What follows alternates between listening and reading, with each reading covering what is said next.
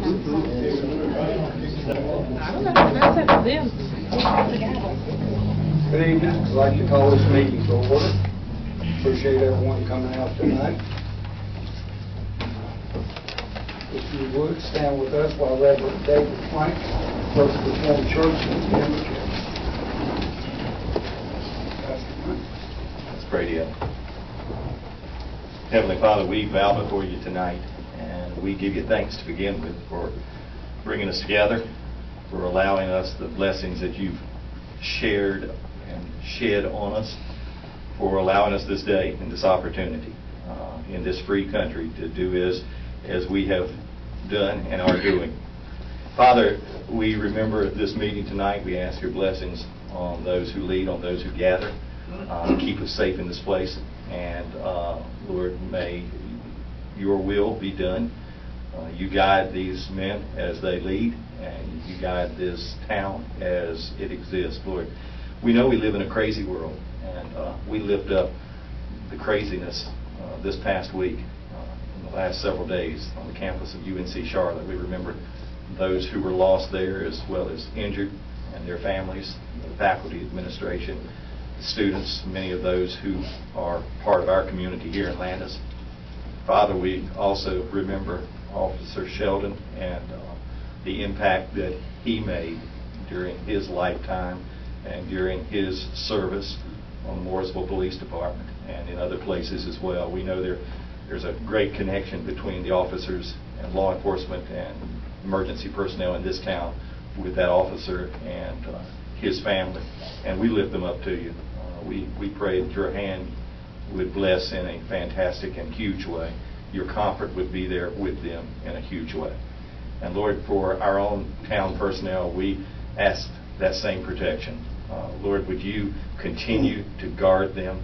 Would you continue to guide them? Would you continue to allow them the safety that they would have as they serve each and every day? And that goes for our emergency personnel, our police, our fire, our first responders, paramedics, as well as our town employees who serve on the streets. Lord, would you bless them and you bring them home after each and every shift safely.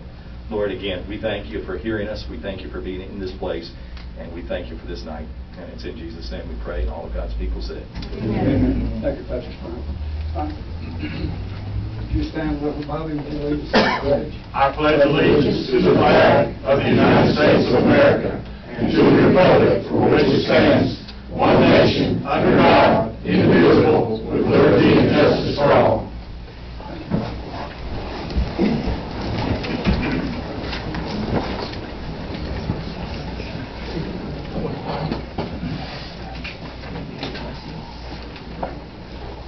First order of business tonight, number 5 is the agenda adoption.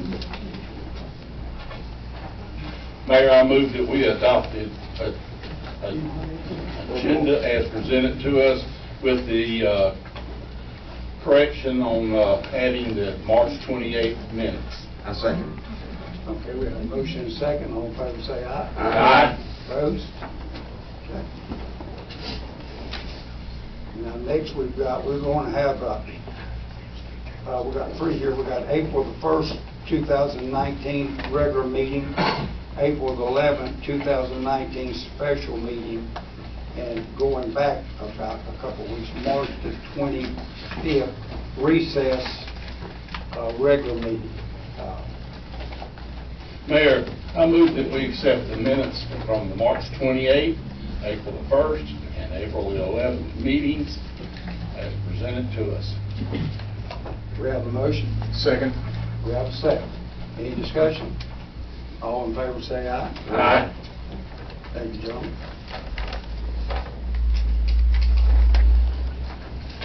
Next, we have the consider adopting a proclamation declaring May 23rd to May 25th weekend of 2019 as Memorial Poppy Weekend. Here's to represent the American Legion. If you'd like to say a few words, here's Martha Poyer. If you don't want, Okay. you want to say a word or something, then we'll. Yes, Mayor. It has been history since the Landis American Legion and Auxiliary has been founded since 1942, that poppies have been distributed in the town of Landis, and we have merged out to the area of China Grove. The purpose of the poppy is to remember those that have fallen, that are not here with us, and that we remember. And we do not sell poppies, contrary to what a lot of citizens may think. We distribute poppies, and we do take donations, and 100% of the donations that we receive go only to help the veterans and their family within the community and the state veterans home and the VA hospital.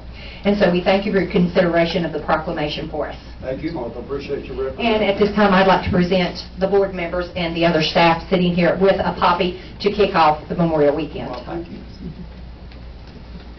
Thank you.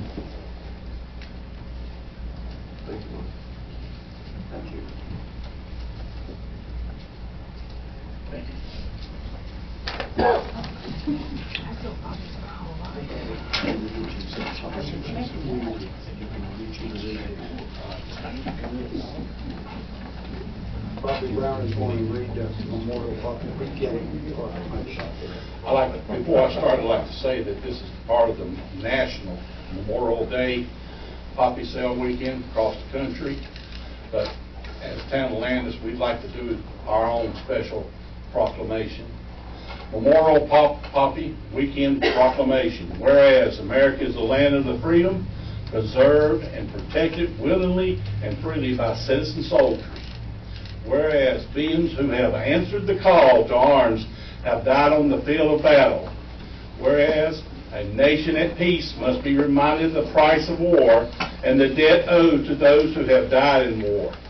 Whereas the red poppy has been designated as a symbol of sacrifice of lives in all wars, and whereas the Landis American Legion Auxiliary Unit 146 have pledged to remind America annually of this debt through the distribution of the memorial flower. Therefore, I, Mike Mahaley, Mayor of the Town of Landis, North Carolina, do hereby proclaim the 23rd, 24th, and 25th of May, 2019 as Poppy Weekend, and ask that all citizens pay tribute to those who have made the ultimate sacrifice in the name of freedom by wearing memorial poppy on this weekend. In witness hereof, I have hereto set my hand and caused to be affixed the official seal of the Town of Landis this 6th day of May, 2019. Mayor, I move we accept this proclamation. Do we have a motion? Second. Do we have a second? All in favor say aye. Aye.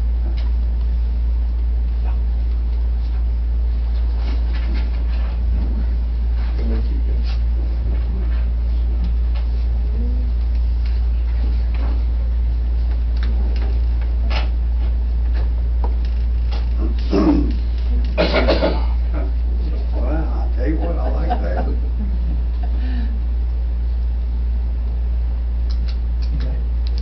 Thank you. Appreciate it. Thank you, Martha. We appreciate what you do. Sorry I have to cut out, but I've got to go to a softball game. Children are calling.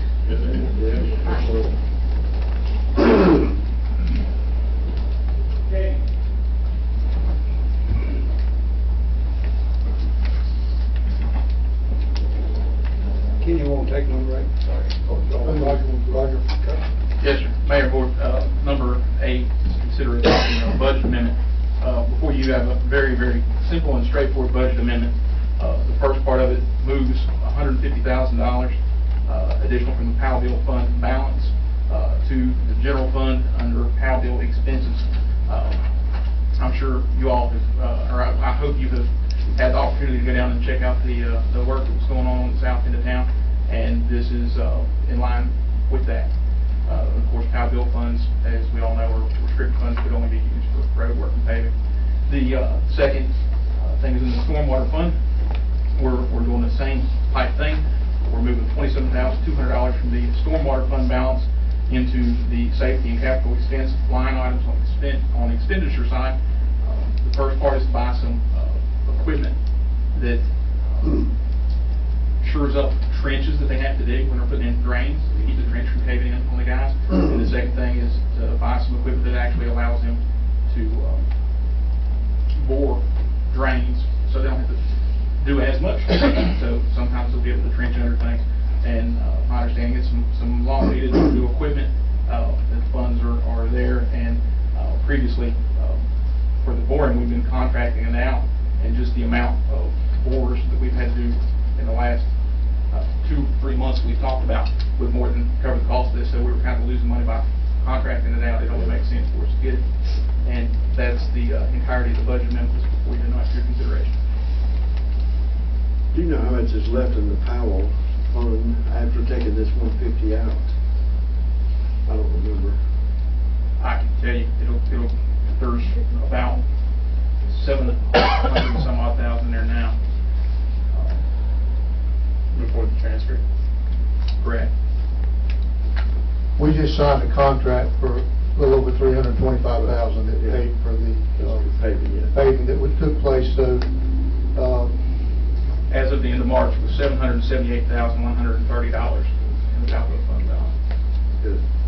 We'll be looking for that in future payments. I'm just curious what was left. Yes, sir. Thank you. But then we'll get another money added this year. At some point this year. Yeah. Mayor, I move that we adopt these amendments for the budget year July the 1st, 2018 to June the 30th, 2019. Second. We have a motion, we have a second. Is there any discussion? All right, all in favor say aye. Aye. Opposed? Okay. Mr. Mayor, please, board, I'll go ahead and take the next one. Consider awarding the contract for auditing service. This is one of the things the LGC has been urging us to try to get ahead on, and we had reached out at the board's suggestion to some other auditors, and frankly, the situation that we're in kinds of limits our options. But thankfully, the accounting firm, Edicare in Lexington, is willing to continue the contract for the auditing services. So we just need a motion from the board awarding that contract for the What's the cost? to audit the current fiscal year.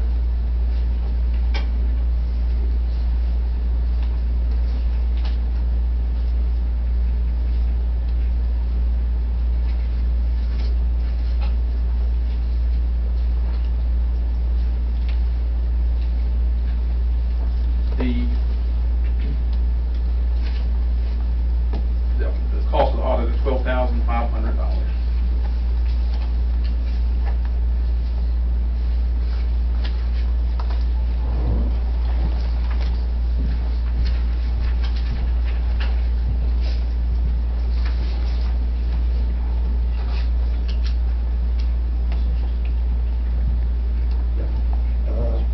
Any questions on this? So is this the same auditing firm that we've had the last couple of years? Yeah, that's correct. Okay, and so I guess, will there be any options of bidding it out to other auditing firms, or was this the? there will be next year. We reached out this year and didn't have any luck, given the investigation. Gotcha. I think there'll be a lot of interest once the investigation is over. Okay. Yeah, the simple fact is we're asking to audit a year when we know that year has problems in it. Yeah. Not a lot of people anxious to knock our door down to take that contract. Can you repeat that? Because they're having a side conversation while y'all are talking as well.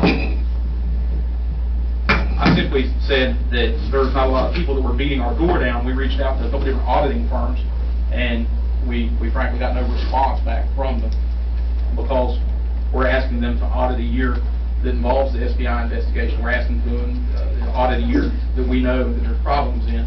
And the LGC has expressed to us that the auditors, that they didn't find that our auditors did anything wrong. It's not really the job of an auditor to find fraud. Sometimes they happen upon it just in the natural course of their duties. But the LGC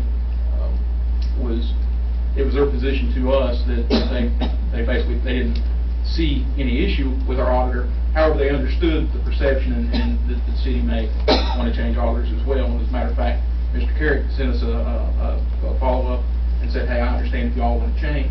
And because of those issues, we did reach out and we did look at some other alternative options. And it's quite simple. Nobody wanted the contract. So you've got one choice before you tonight. I think based on the circumstances, I make a motion that we accept his offer to do our auditing for this next year. We have a motion. I second. We have a second. Any more discussion on it? All in favor say aye. Aye. Opposed?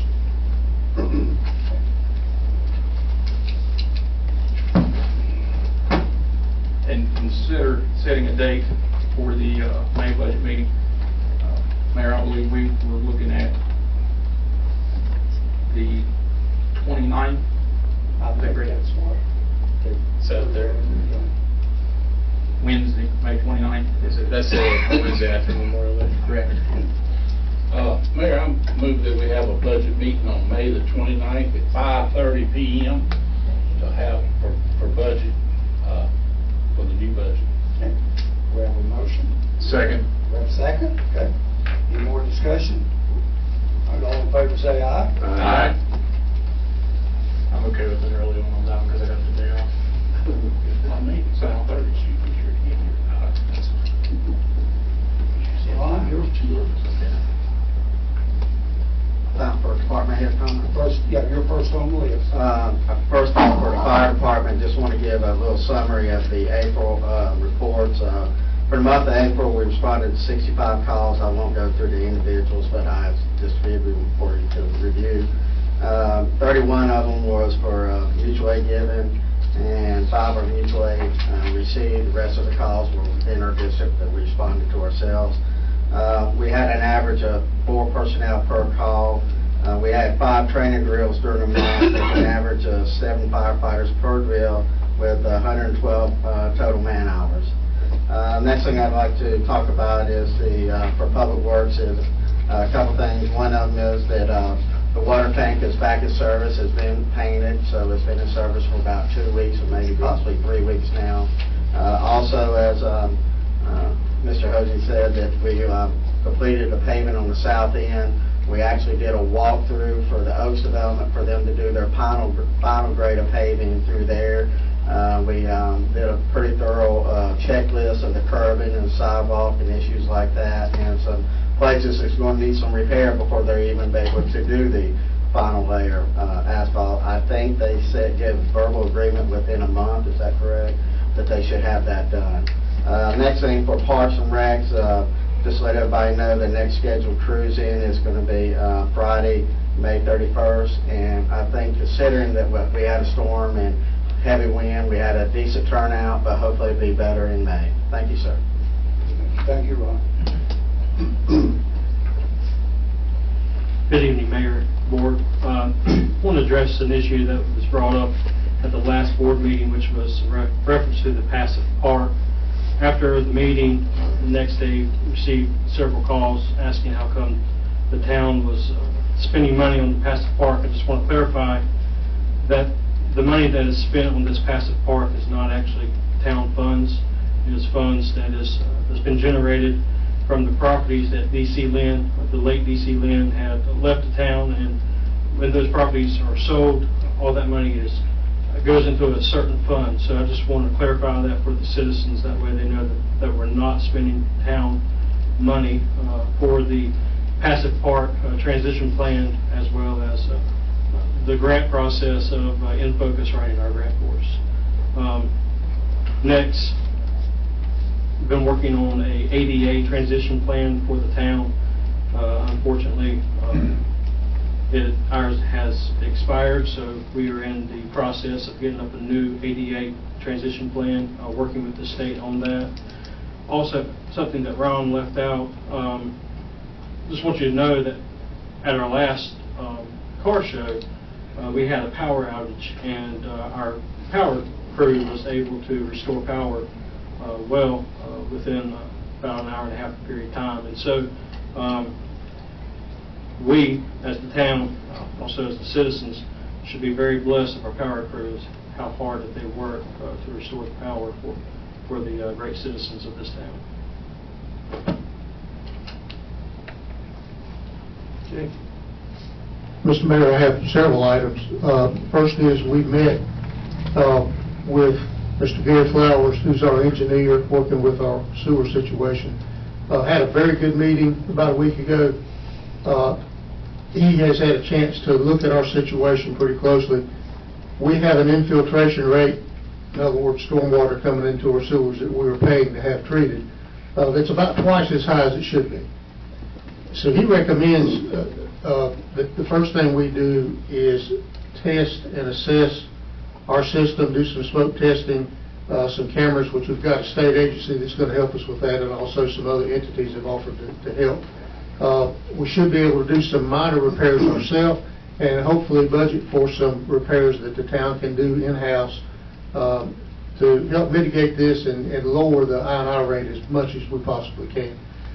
As more of a medium-term plan, and I do feel like we've got a plan now, we're in an excellent situation because of our high infiltration rate to get state grants. And we've already got one grant, if you're aware of it, was $1.2 million. There are other grants coming out this fall and next spring that will not only allow us to address some of these issues with our sewer, but also possibly let us hook on to Kannapolis and be able to send some sewage south, which has been something we've talked about at length. So I do think we've got a plan. We've got some things we can do, and we're going to be looking at that on a regular basis. There are also things that Mr. Flowers is going to help us with grants, and he is certainly optimistic about what he can do for us. So I wanted to give you that information and let you know we are moving forward with that situation. We do understand that our sewer system is a big concern, and our sewer rate for our citizens is a big concern. So we're trying to do what we can to help that situation. Any questions on that before we move on? I've been asked by several folks to do an investigation update concerning the SBI investigation. And the first thing I want to point out, there's a pretty big difference in how the SBI does business and how local law enforcement does business. What the SBI likes to do is get all the information, all the evidence together, and then at the end of a complete investigation, they look at filing charges. That's why it takes them longer than it does local law enforcement many times. Local law enforcement many times, if they have probable cause, will go ahead and get warrants, charge people, continue to work on the case. The SBI does it differently. That doesn't mean it's wrong by any means. I know our citizens are frustrated that it has gone on for quite some time. I predict, and Mr. Hosey can correct me if I'm wrong, that it may be late in the summer before they are able to be done with what they're doing. We've just given them thousands of pages of financial documents, financial information.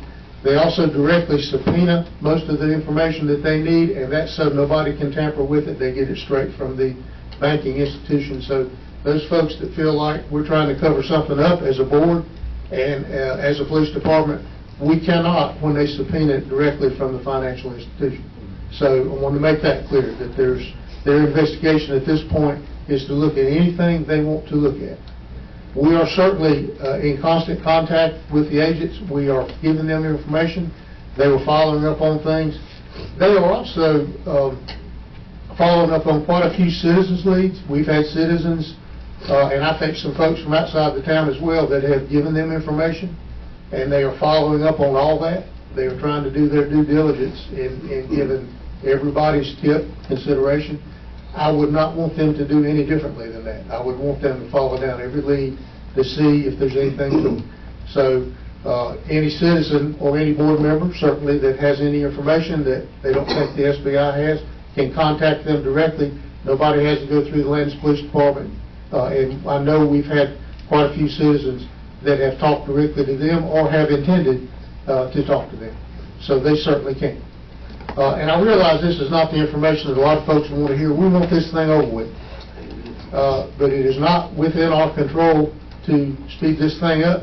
We want them to do a good job. If you could meet and talk with the agent in charge of this investigation, I don't think she knows how to do anything but a good job. So I'm very confident in what she's going to be able to do. Any questions along those lines? I know you may get a lot of questions from folks. There's more things I wish I could share, I just cannot at this time. It's reassuring to know when they come to get you, they got you. Yeah, oh yeah. They don't care who you are either. All right, my final item, and this is something that Pastor Franks touched on. Most of you are aware that a Mooresville officer was killed this past Saturday night. His name was Jordan Sheldon. He was a canine officer for the Mooresville Police Department. this has had a very profound effect on our police department because several of my officers had worked directly with Mr. Sheldon and also were friends of his. And whenever an officer is killed that we have a connection with, all law enforcement officers are brothers and sisters when it comes right down to it, but so you have more of a connection to some than others. We just went through this with Pastor Frank's nephew not all that long ago, and that had a very profound effect on our department as well because of our connection there. Mr. Sheldon was killed doing a simple routine traffic stop, although there's no such thing as a routine traffic stop. He was not mistreating anyone.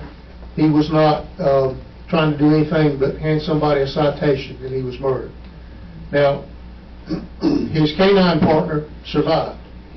And if you've ever been around officers and canines, that dog is going to have a very difficult time, as well as his family and friends. That dog is grieving too. And if you don't think animals can grieve, be around a canine, an animal that has lost its handler, and you'll know how much they grieve. The officer was not able to deploy his canine. If he would have, that dog would have taken that bullet for him, because that's how they're trained. So, I say all this to say that this is, our department is grieving. One of our officers actually helped escort the officer's body to the medical examiner's office because he was a co-worker and a close friend, and he felt like that's what he needed to do. And I told him that's what he needed to do. We're grieving. We are wearing on our badges. And this is something you see officers do quite a bit, and we have to do it too often. You see on my badge I have a blue morning band, and that is what we wear when an officer loses his life in the line of duty.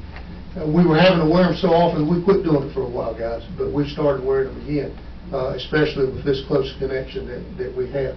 Now I know that there have been folks who have expressed the opinion that it's unusual to see us town administrators, myself, Posey, Brandon, wearing badges and guns. This is an unusual investigation, and we are in an unusual situation, but we are still police officers. And because of that, we still wear our badges and our guns. And right now, we're wearing them in memory of and in honor of this young man who lost his life at a very young age. The fact is, we still have to keep Landis safe.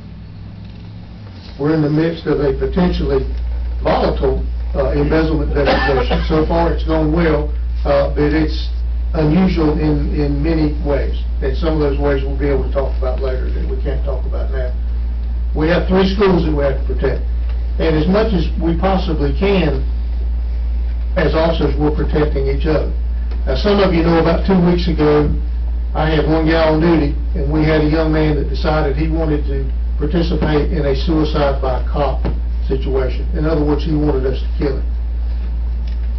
For those folks that think we don't do anything, Deputy Chief Hosey and I got up out of that office, helped chase this young man down, helped scuffle with this young man, and by the grace of the good Lord, we got the gun away from him before he could force us to do something that we didn't want to do.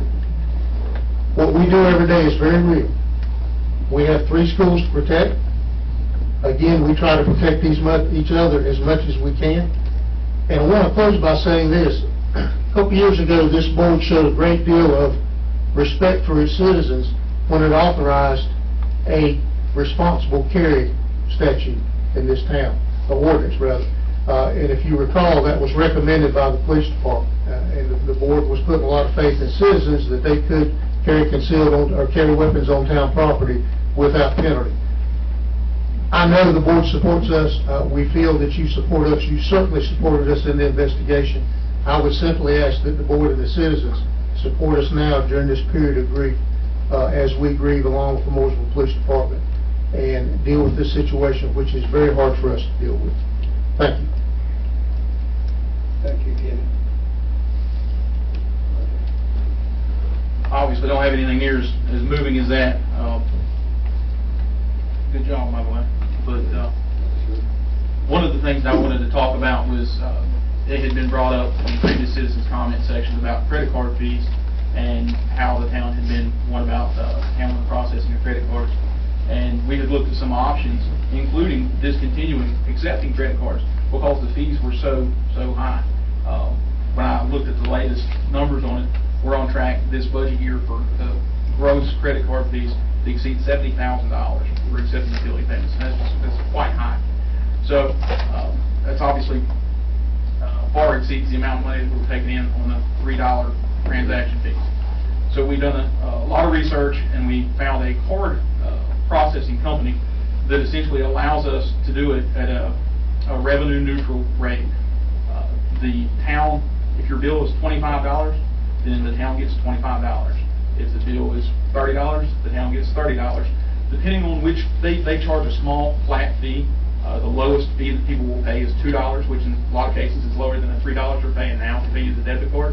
But their software actually looks behind the scenes at all the variations of the different flavors of MasterCard and Visa, American Express, and it'll say, okay, you're using a rewards card that has a high percentage rate associated with this transaction. So your fee might be $10 or $12 for it, but it will also suggest and say, hey, look, if you use a debit card, your fee's only going to be like $2. So it gives each individual resident or ratepayer the opportunity to realize the savings on it by using a card that costs less, but the town breaks even. From our perspective, it's the same as every single person pays cash. So it's a lot better solution than not taking cards, and it's a lot better solution than us subsidizing, having residents who pay cash subsidize residents who choose to use cards, especially premium cards with higher rates. So we are in the process of implementing that now. I've got the new card readers for them. We did the initial training on it, and we'll probably be implementing that in June. So that's something to look forward to in the coming budget. That's all I have to say. So we'd be saving $70,000 if we were already on that process now? Well, the $70,000 is the gross amount. We realized back some of that in those $3 fees. I can't tell you exactly off the top of my head how much it is, but it's. I think we got about 30,000 of it, so we were actually losing somewhere around 40 out of it.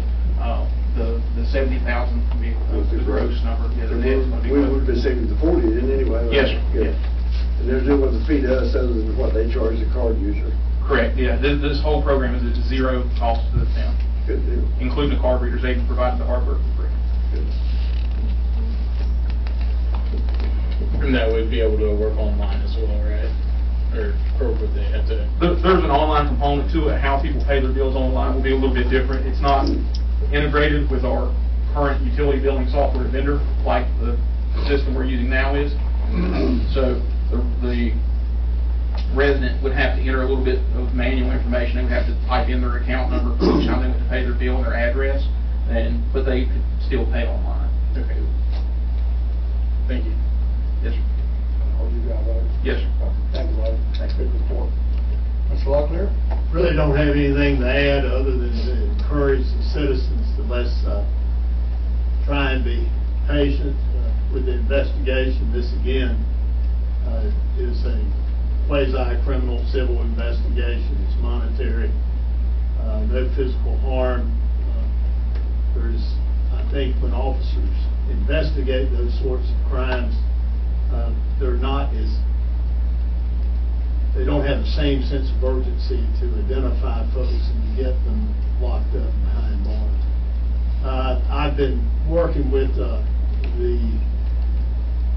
interim town officials, been extremely impressed with the dedication and the way they've taken on this task.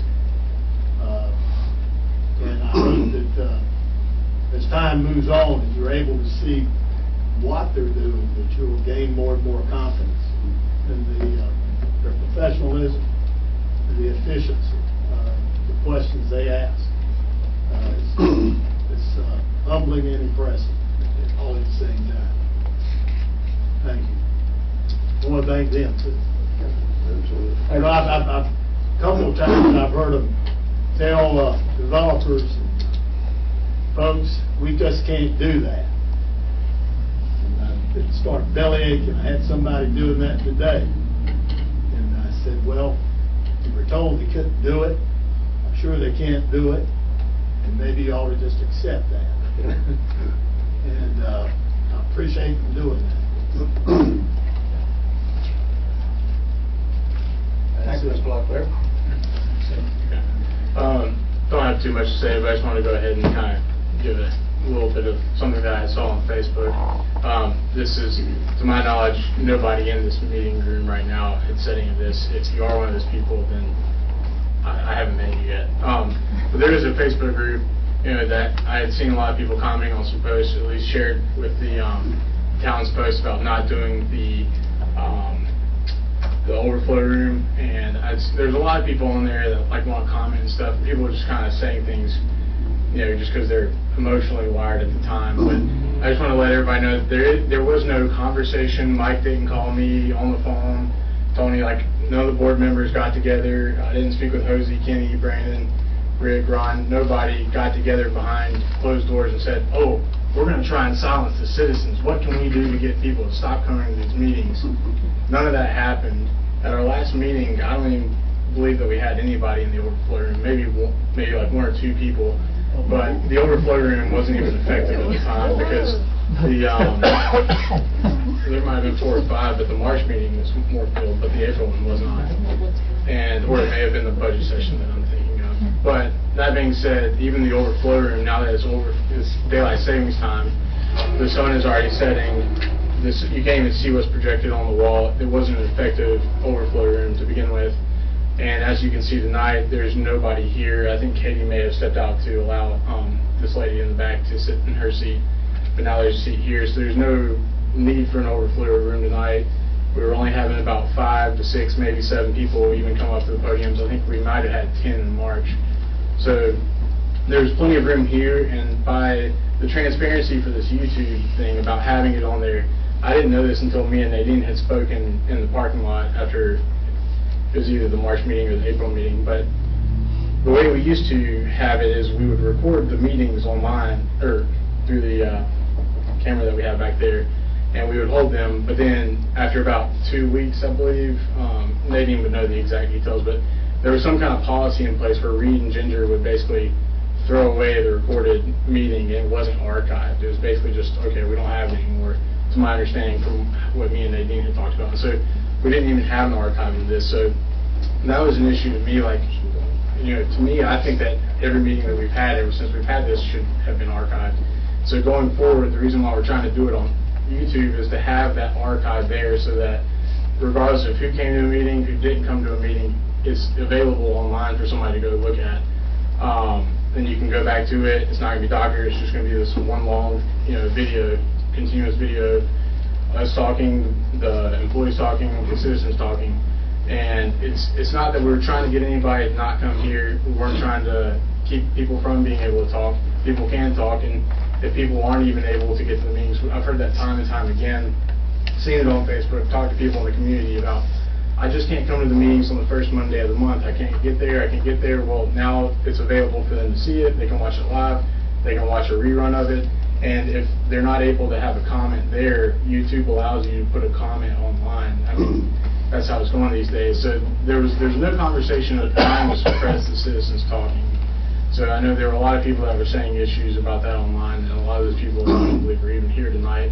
A lot of them said that they were going to bring lawn chairs and picket and say that this board's trying to suppress citizens' comments, but that's not the case at all. So I just wanted to address that. Thanks, Ted. Thank you.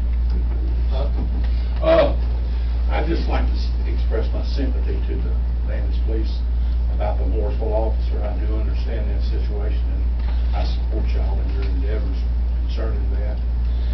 Also, I'd like to say that I'm glad to see that the repavement of the streets in this town has started. It's a good project, and we will continue it as long as we can. I hope it will be done year after year until all our streets in this town are repaved. Other than that, I got nothing else. I don't have much. Again, I thank you to the leadership here and temporary leadership. Kenny likes to make sure to make that point every time. And I, for one, can attest to the thoroughfulness, if that's a good word, of the SBI. I'm sure everybody on this board, and I know a lot of people that have served on other boards, we've individually been interviewed by the SBI. I can assure you they're thorough. They have a lot of questions. They will listen to anything we've had to say, any information. So it's going to take them a long time by the time they get around to everybody that might have ever been involved. And so I'm trying to be patient. I'm getting a lot of questions myself, well, why come they're not arresting somebody, et cetera, and you asking those questions yourself. So I'm ready for it to be finalized. I know you are, but based on my experience with the SBI, I understand why it's taken a long time to do it. So thanks again to Kenny and Roger and y'all leadership, good work, everybody, and good work. I met at the SBI for an hour and a half. Their conclusion was I need to be to Morganton. One more. That's all you got to say, well, everybody needs that, don't they? I don't have much. I'm trying to talk about some good stuff. We've had enough bad stuff lately. We're all really proud, and we were all tickled when we saw the paving truck come into town, because we talked about this last year. We've been telling people it's coming, and, you know, again, people will say, well, they're not even going, but, you know, they finally got here. I think they've done an excellent job. It's been checked. We've got 5th Street, we've got 6th Street, and then Davis, which was just completely redone. It was just a complete, terrible road. So that's good. We do have a plan. It's like a paving plan, and providing everything stays the way that it should. Each year there'll be 2, 3 certain roads. It's on a list that was chosen 4 or 5 years ago that will be being paid as the money comes in from the foul bill and from the fees on the cars. So that's looking good. Could possibly after July we'll be on the next year's budget, paving budget. We still have a little money left there, so we could actually, depends on how busy they are, maybe get a couple roads this fall before winter sets in, but we'll keep you up to date on that. I'd also like to say our citizens to the police officer from Moore. I know that you guys know him, and it's just every day, every night, just about at TV before a police officer is being shot. I can't say what it's going to take to stop this, but they all have our sympathy. The cruise in all together was really good. We had a pretty good turnout. We had terrible weather.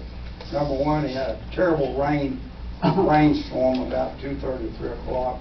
Then come the high wind. I think wind was about 50, 60 miles an hour. We were setting up, and they were, in other words, our caterer was setting up, and lost the tent, and the umbrellas and everything was, well, just everything. And the wind was so high that all the gravel and stuff out on the road on Central Avenue was blowing into where they were cooking. So, but it died down a little bit, and people stayed, and it turned out to be a nice, maybe the weather will be a little bit nicer for the next one.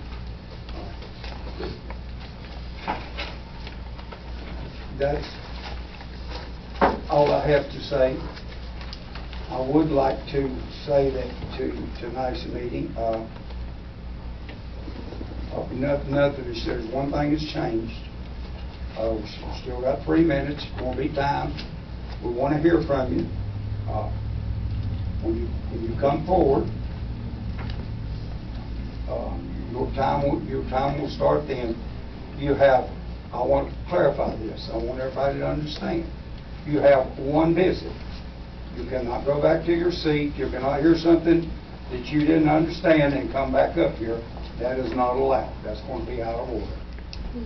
So try and get your moments. Now, I think Seth made a good point about, people trying to hide stuff and wanting to talk to people. Be glad to, most board members here would be glad to talk to you. I'd like to tell each and every one of you, right there's a stack of cards with my cell phone number.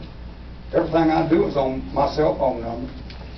Most people here know that I'm available to talk to anyone at any time, reasonable, I keep these up here. Anyone's welcome to come and get it. They're also in City Hall at both stations there. So I guess what I'm saying, I'm available if you want to talk. If you want to set up a 10 or 15-minute meeting, and it's maybe not about even this right here. We're not talking about the investigation. We can't talk about that. But some of the stuff that we're trying to straighten out, and the board's trying to get a hold on, call me. I'll meet you here. If it takes longer than that, I will sit down. I will listen to you. I will tell you though, if you start talking about the investigation, we'll have to change the subject. So I don't want you to think that you can't talk to us, because you can.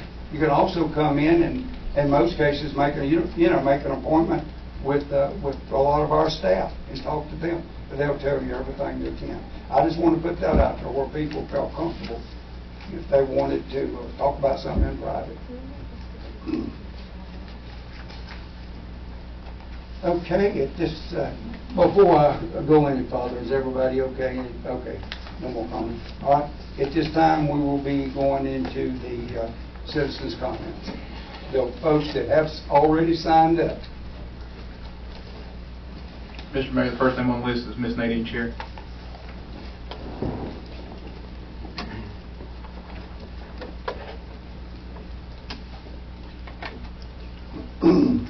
Nadine Cherry, 410 West Garden Street in Landis.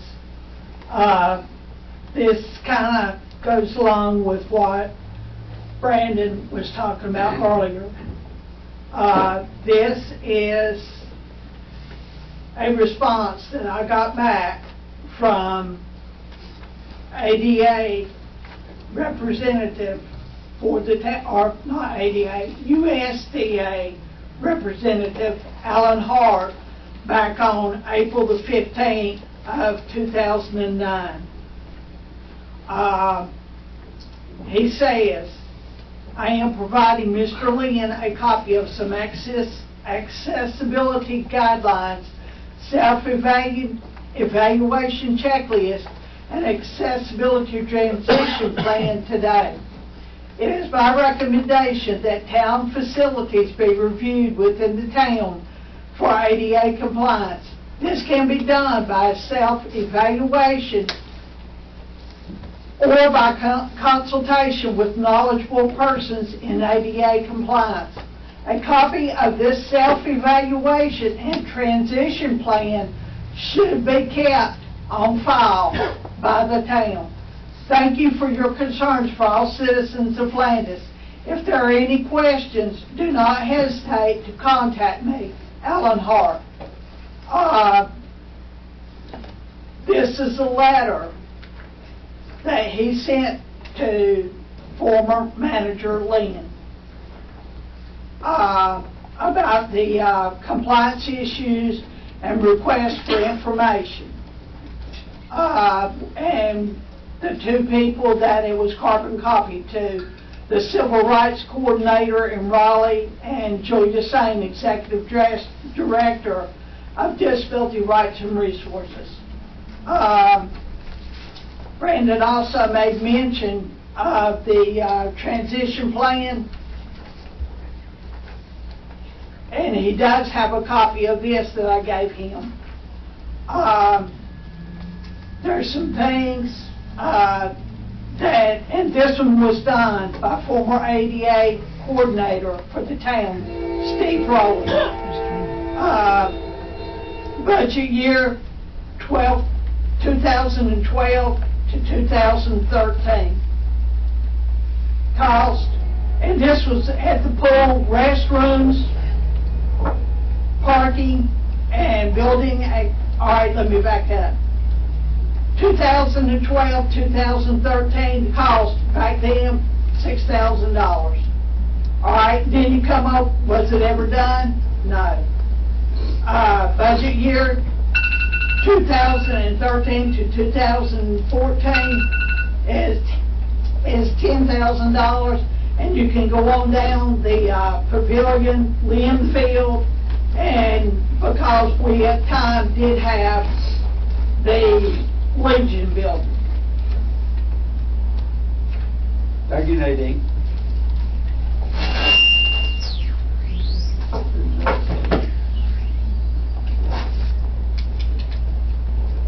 The next name is Mrs. Linda Conlon.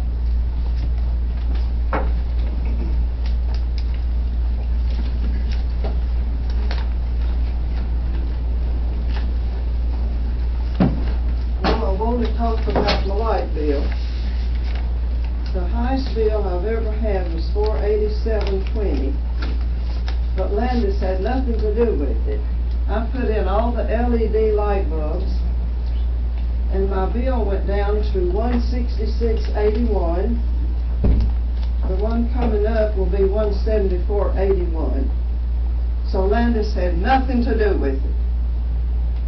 And now it keeps coming down because I've changed the lights. And I want to say thank you for the workers of Landis. They always keep our lights on. That's good. Thank you, Linda. Yes. Appreciate that.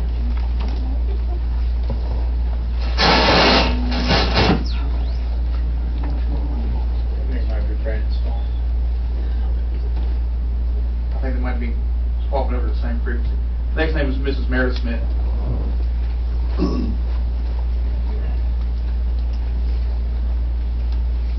First, I'd like to hand this to Mike Haley.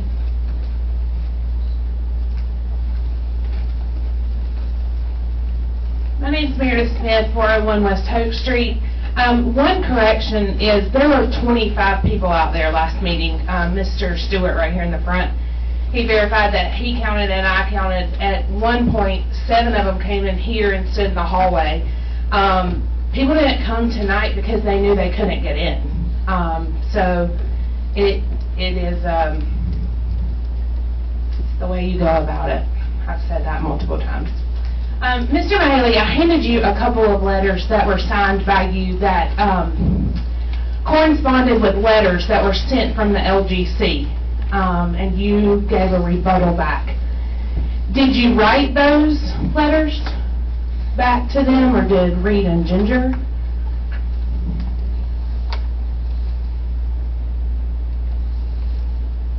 It was all printed off the transparency. Okay, that's fine, just pause my time. 30, 40 pages.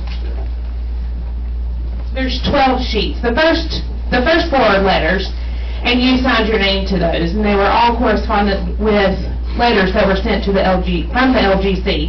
So you responded back. And last meeting, I asked if there was any way that you and the board could give an apology to us, the citizens of this town.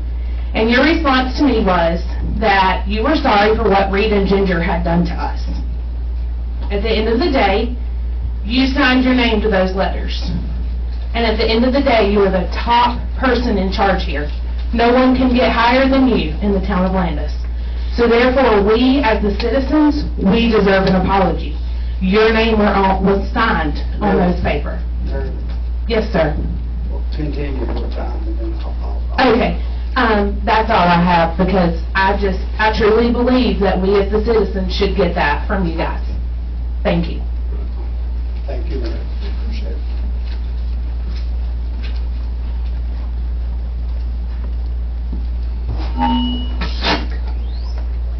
Mr. Mayor, I have only 3 names on the list. Citizens' comments complete. That it? Yes, sir. Getting better. If anyone else would like to talk that's not on the list, you got 5 seconds. And then we're going to motion to go into executive session and then adjourn after the session. So 5, 4, 3. Or did she didn't sign up? She can go ahead. Give a chance in case you didn't get to see the sign sheet. Yeah, my name is Madeline Palka. I live at 612 West Mill Street. I know that we made mention of the Mooresville police officer who was killed this weekend. I am an alumna of UNC Charlotte, and I graduated this past December, and I just wanted to, on the record publicly, name the names of the 2 students who were killed this past week at UNC Charlotte. His name was Riley Howell, and his name was Ellis Reed Parler. And this university in our area is our university, and I just wanted to make note that it's our university and there are students, and myself, other people's children do attend and have attended, and I'm sure many people in this room have as well. So I just wanted to speak their names. Let's not forget them, as well as the 4 who were injured on that day. If you go online, you can very easily find ways to give to UNC Charlotte and to their families. That's all. Thank you. Thank you. Thank you. Adjourn. All right. I move that we go into executive session and then adjourn afterwards. Second. All right, we have a motion, second. Any more discussion? All in favor, say aye. Aye. Thank everyone for coming. We appreciate it. You bet. Mr. Mayor, I just say we had 37 was the highest number I saw. 37. Yeah. 37 where? Bye, Linda. Thank you.